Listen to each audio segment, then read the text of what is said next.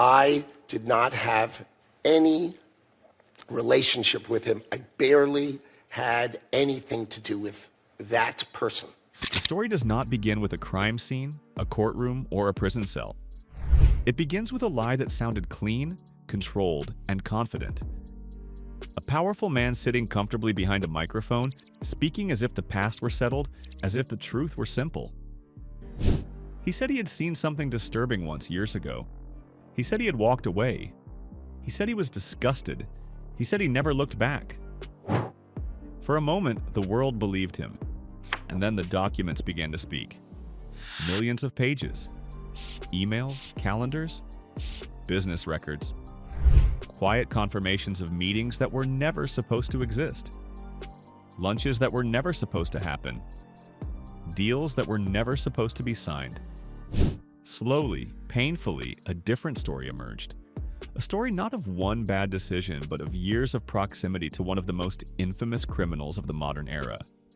A story that forces a nation to ask an uncomfortable question. How close is too close when power, money, and silence are involved? Jeffrey Epstein was not just a criminal. He was a system, a network, a man who understood human weakness and weaponized it. He moved through elite spaces not as an outsider, but as a welcomed guest.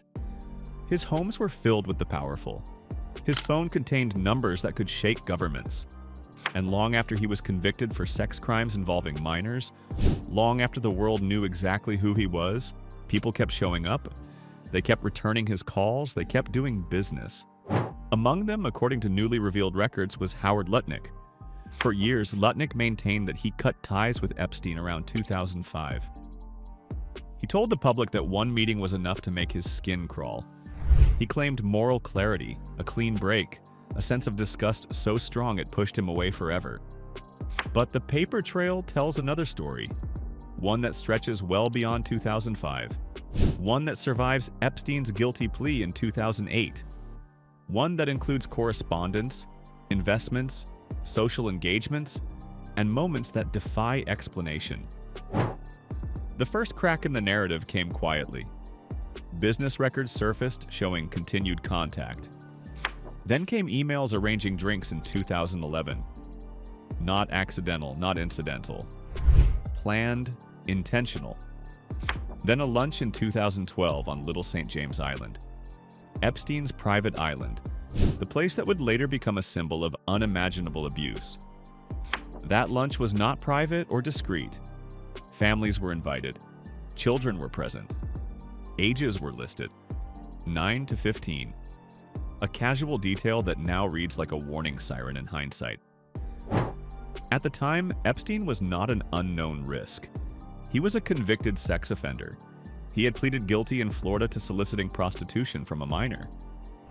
The world had already watched him walk away with a sentence so light it shocked legal experts. His name was stained.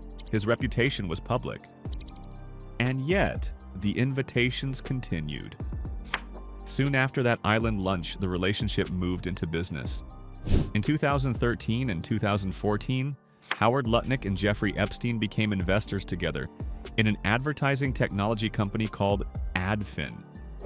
On paper, it looked ordinary. Two corporate entities, signatures, capital, emails discussing strategy and structure. In reality, it represented something far more troubling. A conscious decision to financially align with a convicted child sex offender years after his crimes were known. This is where the story deepens. Because Epstein was not simply an investor chasing profit. According to investigative reporting, he used money as leverage. He used access as bait. He used secrets as currency. Powerful men did not just socialize with him. They became entangled. Epstein's operation functioned like a trap, designed to pull people in and keep them there. Whether through shame, fear, or shared guilt, once you entered his orbit, leaving was never clean. Emails revealed patterns, reminders, subtle pressure. Epstein reminding influential figures of past favors, past incidents, past help. He positioned himself as indispensable.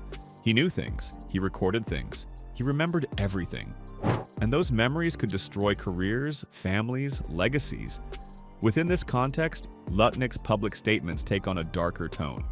On a friendly podcast years later, he described Epstein as gross, disgusting. For business or for even philanthropy, if that guy was there, I wasn't going because he's gross. A man he claimed to have immediately recognized as dangerous. He said he saw a massage table. He said he felt something was wrong. Massage table in the middle of your house? How often do you have a massage? He presented himself as uniquely perceptive, morally alert, unwilling to tolerate depravity. But the timeline refuses to cooperate with that story. Because after that supposed moment of clarity, Lutnick's life continued to intersect with Epstein's. There were drinks, there was correspondence, there was business. There were charitable donations made by Epstein to events honoring Lutnick. There were discussions about neighboring properties and museum construction on the Upper East Side, small talk, logistics, normal interactions between neighbors and associates. Perhaps the most disturbing detail emerges from a simple email chain. A resume, a nanny, a domestic worker. Her information forwarded to Jeffrey Epstein. In the context of everything we now know, this detail lands like a punch to the chest. It is impossible to explain away, impossible to dismiss as innocent networking. It raises questions no one wants to ask, but everyone must. By this point, the narrative shifts from disbelief to anger. Because the issue is no longer whether Epstein was manipulative. That is established. The issue is accountability. How many chances does someone get to claim ignorance? How many red flags can be ignored before silence becomes complicity?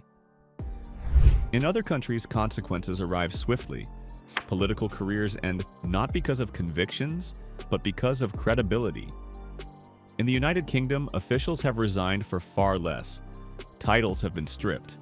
Ambassadors have stepped down.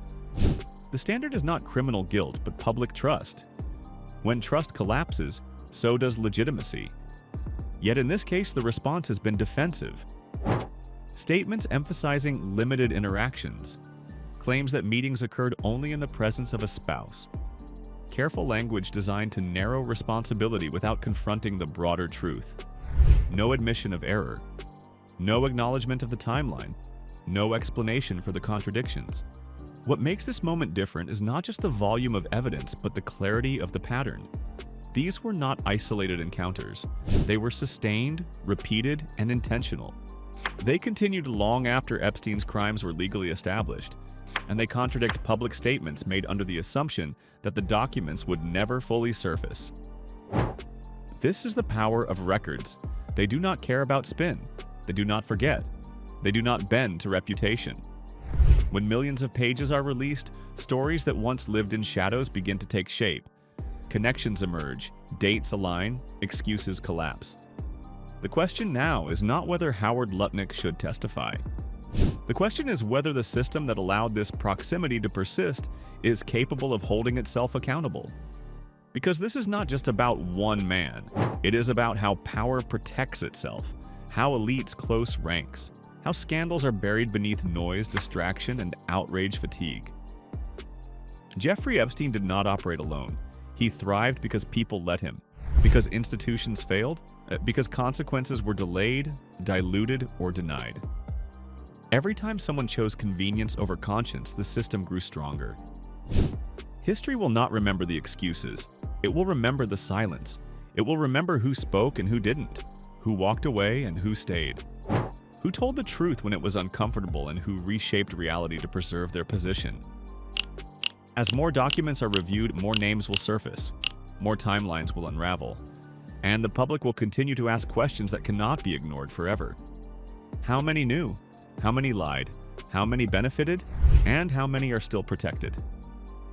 This story is not finished. It is unfolding in real time. And while the powerful may hope attention moves on, history has a way of circling back. Because once the truth is documented, it waits patiently. And when it finally demands to be heard, no amount of influence can silence it. The people are watching. The record is watching. And this time, the documents are speaking louder than any denial ever could. And now the question turns to you. Not as a spectator, but as a witness to a moment that will define how power is judged in the years ahead. When evidence contradicts public statements, when timelines expose silence, and when accountability is treated as optional, what should the standard be? Is testimony enough, or does responsibility demand resignation? If this were happening in another country, would the outcome already be decided? This story continues to grow, and every document brings us closer to an answer that can no longer be delayed. Stay with us as we follow every development, every disclosure, and every consequence. If you believe transparency matters, if you believe history should be written with facts, not excuses, make sure you subscribe, share this story, and join the conversation below. What do you think should happen next?